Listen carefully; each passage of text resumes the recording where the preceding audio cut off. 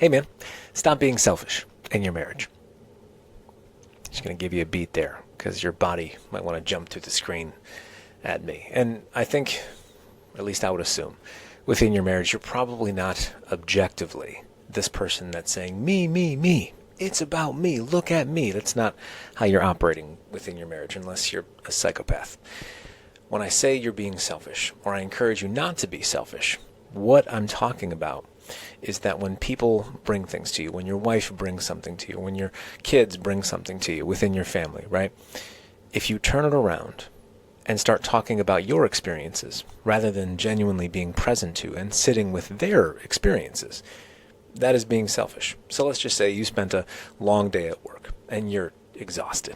You're stressed out about all the things that have to go on within your business, all the moving parts that are just rattling around in your head. Completely understand. Own my own business, have for 7+ years. I get it.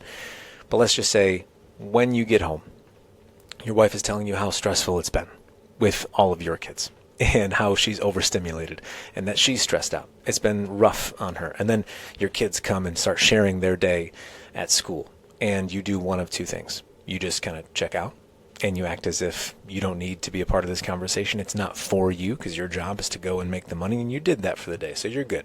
That's one thing. That's not going to be helpful, and it's selfish because you're choosing you over choosing them. The second thing you might do is when your wife starts to say, oh, it's been a hard day, and she's talking about all the tasks she had to do within the home. She had to fold the laundry. She had to get the kids to and from school, the whole thing.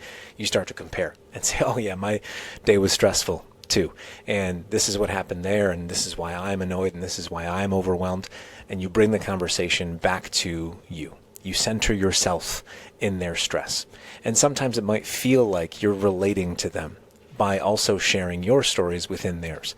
But if you're not giving any space to them, if you're not sitting and listening as an active listener within those conversations, they're going to slowly but surely feel like they can't bring themselves to you in an honest way. And you're going to start to wonder, why do I feel disconnected from my wife? Why do I feel like she hasn't shared anything meaningful with me in a long time? And I'm here to tell you, it's the selfishness. It's when she brings things to you, when she needs an ear to just listen.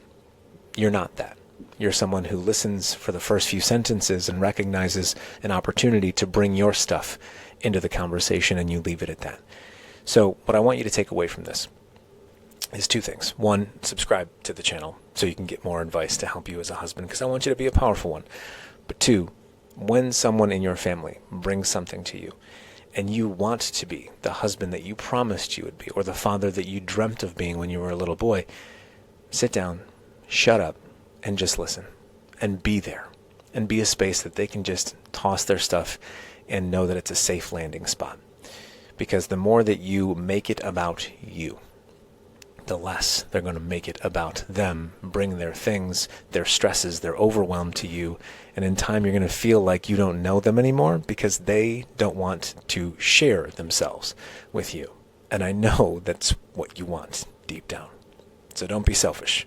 Be selfless. Be present. Ask questions. Be curious. And genuinely listen to your people. Okay?